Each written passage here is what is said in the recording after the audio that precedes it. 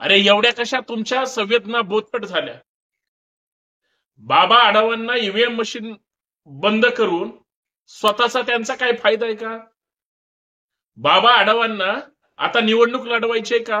बाबा आढाव का ईव्हीएम मशीनच्या पाठीमागे लागलेत? बाबा आढावांना या देशाची लोकशाही मान्य नाही का? बाबा आढावांना ईव्हीएम मशीन का महाराष्ट्रातून पळवून लावायचे, देशातून पळवून लावायचे? बाबा आढाव संविधान समर्थक नाहीत का लोकशाही समर्थक नाहीत?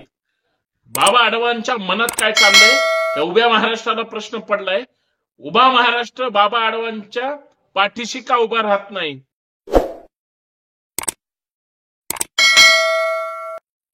महाराष्ट्रातून ईव्हीएम मशीन हद्दपार झाली पाहिजे.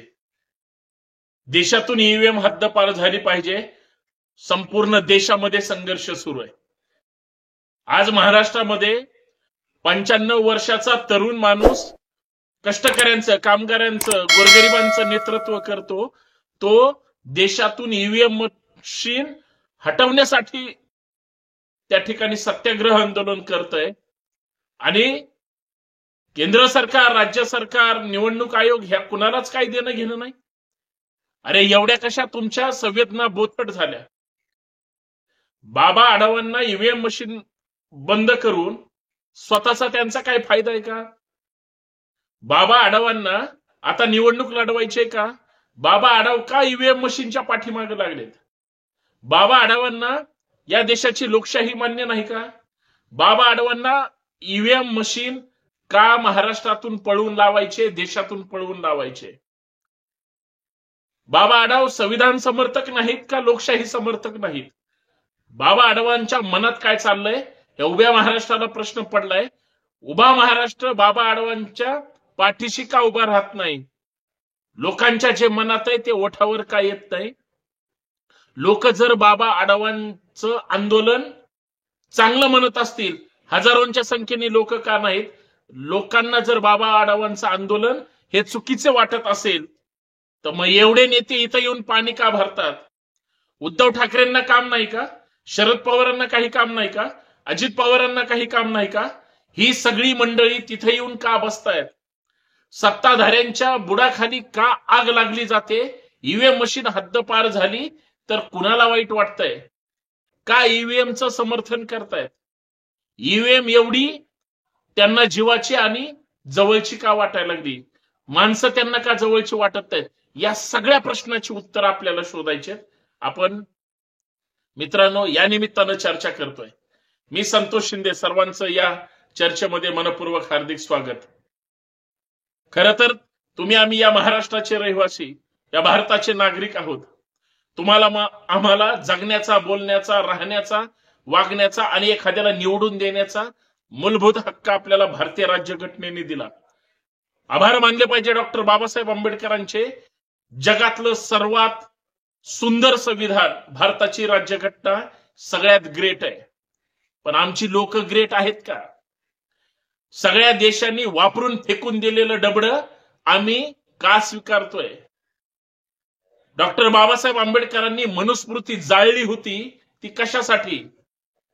आणि भारतीय राज्यघटना दिली ती कशासाठी?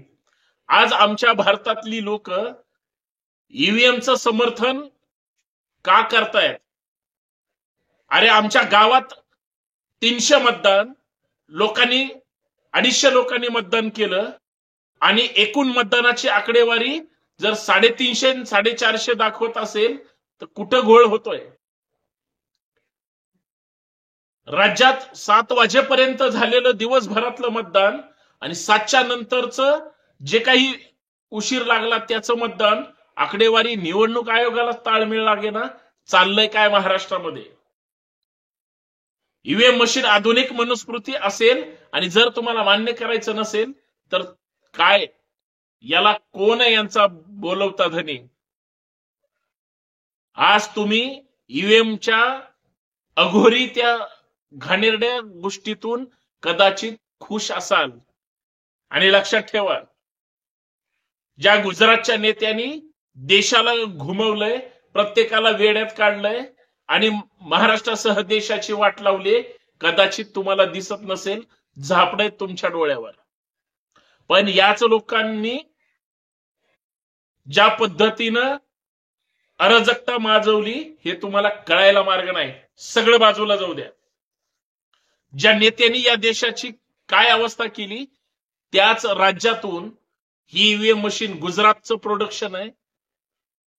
जर ज्या राज्याचा नेता देशामध्ये सत्तेत येण्यासाठी काहीही करू शकतो, तो नेता एखादं राज्य ताब्यात घेण्यासाठी त्याच ईव्हीएम मशीनचा वापर का करू शकत नसेल? ईव्हीएम मशीन बनवली कुणी? माणसानी. ईव्हीएम मशीन हॅक होऊ शकत नाही का? ईव्हीएम मशीन मध्ये छेडछाड होणार नाही का? ईव्हीएम मशीन मध्ये सगळं होतंय. ईव्हीएम मशीन मध्ये सगळं करू शकतो. मग एवढं सगळं जर होत असेल आणि करू शकत असेल तर मग घोटाळे का होत नसतील? काही असे रेकॉर्डिंग का फिरतायत महाराष्ट्रामध्ये ज्याच्यातून सांगितलं जातंय तुम्हाला 30-40 आमदार जर पाहिजे असतील एवढे कोट्यावधी द्या? का रेकॉर्डिंग लोकांचे फिरतायत सगळीकडं? लोकांच्या चर्चा कुजबूज सुरू आहे. का मराठवाड्यामध्ये बीड जिल्ह्यात किंवा इतर बहुतांश जिल्ह्यामध्ये बूथची बूथ ताब्यात घेतली होती? पुण्यासारख्या मेट्रोपॉलिटन सिटीमध्ये प्रत्येक मतदान केंद्रावर बोगस मतदान झालंय. ह्या संतोष शिंदेचं मतदान, संतोष शिंदे मतदान करायला जायच्या अगोदर धनकवडीमध्ये दुसऱ्यांनीच मतदान केलं. काय प्रकार आहे हा? सगळा फ्रॉड आहे. त्या बाबा आढावांना वाटतं या देशाची लोकशाही टिकली पाहिजे. या देशातील खरा संविधान समर्थक कोण असतील तर डॉक्टर बाबा आढाव साहेब आहेत. या देशातले ईव्हीएम मशीन हद्दपार करायचे असं जर कुणाला वाटत असेल, जो रस्त्यावर आला ही निवडणूक झाल्यानंतर जो व्यक्ती आहे त्याचं नाव आहे सन्माननीय डॉक्टर बाबा आढाव. जो सत्यशोधक विचाराचा आहे, जो कष्टकऱ्यांचा आहे, कामगाराचा आहे, सर्वसामान्य माणसाचा आहे. काय अवस्था आहे त्यांची आपल्या राज्यामध्ये? महात्मा फुलेंच्या स्मृती दिनाच्या निमित्तानं त्यांना संघर्ष करावा लागतो या महाराष्ट्रामध्ये. लाजिरवाणी गोष्ट आहे. राज्यकर्त्यांना लक्षात ठेवा, सरकार कुणाचं येऊ द्या, पदावर कुणी पण बसू द्या, पण ते सन्मानानं या लोकशाहीचा कौल तुम्हाला मिळालाय तो तुम्ही भोगलाच पाहिजे. कुणाची एकाची मक्तेदारी नाही, सत्ता तुम्हालाही मिळाली पाहिजे, नो डाऊट. पण ती सत्ता मिळवताय कशी? सत्तेचे भागीदार वाटेदार कसे होत आहे? अहो अशी कुजबूज आहे. आज उद्धव ठाकरे पुण्यामध्ये आले होते. आज अजित पवार बाबा आढावांना भेटले, उद्धव ठाकरे संजय राऊत बाबा आढावांना भेटले, शरद पवार बाबा आढावांना भेटले, सगळे मोठे नेते भेटले. भाजपवाले भेटले नसतील, इतरांना देणं घेणं नसेल, हरकत नाही, त्यांच्याविषयी वाईट बोलायचं नाही. महाराष्ट्रात कुजबूज कशाची सुरू आहे एकदा लक्षात घ्या, कानावर पडली तर. कुजबूज या गोष्टीची सुरू आहे आणि महाराष्ट्रातल्या लोकांना बिलकुल सगळ्यांना माहितीये या चर्चा खऱ्या आहेत.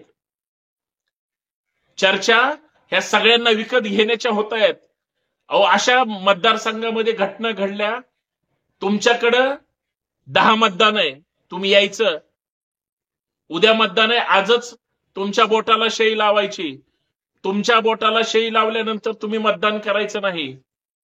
दुसऱ्या दिवशी मात्र चमत्कार घडतो, कारण हे ना आज पैसे घेतलेले असतात. दुसऱ्या दिवशी त्याचं मतदान झालेलं असतं, पण मतदान त्या व्यक्तीनं केलेलं नाही. बऱ्याच ठिकाणी लाखो करोडो मत बोगस पडलेले आहेत. आणि सगळ्यात महत्वाचं लक्षात घ्या जरा, सगळ्यात महत्वाचं, सत्ताधाऱ्यांनी प्रत्येकाला पैशाने विकत घेतलंय. लाडकी बहिणींना, महिलांना विकत घेतलंय, इतर गोष्टींनी सगळ्यांना विकत घेतलंय. आणि जरी डबल टिबल पैसे गेले असले तरी भरभरून पैसे वाटलेत. त्यांनी काय त्यांच्या घरातले आईबापाच्या कष्टाचे नाही दिलेले, गोरगरिबांच्याच मुंड्या मोडून पैसे जमवलेले आणि ते तुम्हाला मिळालेत, वेगळं नाही काही केलं. पण महाराष्ट्रामध्ये इतकी भयानक परिस्थिती आजपर्यंत कधी झाली नाही, आत्ता झाली. याच्यावर आम्ही काही बोलणार आहोत की नाही, चर्चा करणार आहोत की नाही. 95 वर्षाच्या बाबा आढावांना वाटलं की लोकशाही वाचवली पाहिजे, त्याच्यासाठी ते संघर्ष करतायत. 3 दिवसानंतर उद्धव ठाकरे आले किंवा इतर नेते आले, म्हणले तुम्ही नका करू, तुम्ही तुमच्या तब्येतीची काळजी घ्या, राज्याचं आम्ही बघतो. हे आंदोलन पेटवलं पाहिजे आणि ईव्हीएम मशीन हद्दपार झाली पाहिजे. बांधवानं एवढीच हात जोडून विनंती आहे, ईव्हीएम मशीन आज ना उद्या सगळ्यांच्या मानगुटीवर लोकशाही धोक्यात आणण्यासाठी बसणार आहे. आणि चुकीचे वाईट आणि पाकिटमार उद्या सत्तेवर येतील. चोर दरोडेखोर पदावर बसतील, राज्य चालवतील आणि चांगली माणसं घरादाराच्या कड्या लावून घरात बसतील. ही वाईट अवस्था हीच ईव्हीएम मशीन आणणार आहे. आज रस्त्यावर गुंडगिरी करणारे किंवा पूर्वी कधी काळी दादागिरी करणारे लोक आज आमदार खासदार होत आहेत. ते सगळे सत्तेची सूत्र हातात घेत आहेत. उद्या पाकिटमार जर सत्तेवर आले तर त्याला ईव्हीएम मशीन प्रसन्न म्हणावं लागेल, हे लक्षात घ्या. यासाठी लढलं पाहिजे. 95 वर्षाचा माणूस लढतोय. तुम्हाला काय झालं याविषयी बोलायला, हाच महत्वाचा मुद्दा आहे. लक्षात आला तर जास्तीत जास्त लोकांपर्यंत पाठवा. वातावरण गरम झालं पाहिजे, कारण महाराष्ट्र वाचवायचा आहे, देशाला वाचवायचं आहे. जय संविधान, जय भारत, जय महाराष्ट्र. ईव्हीएम हटाव, देश बचाओ.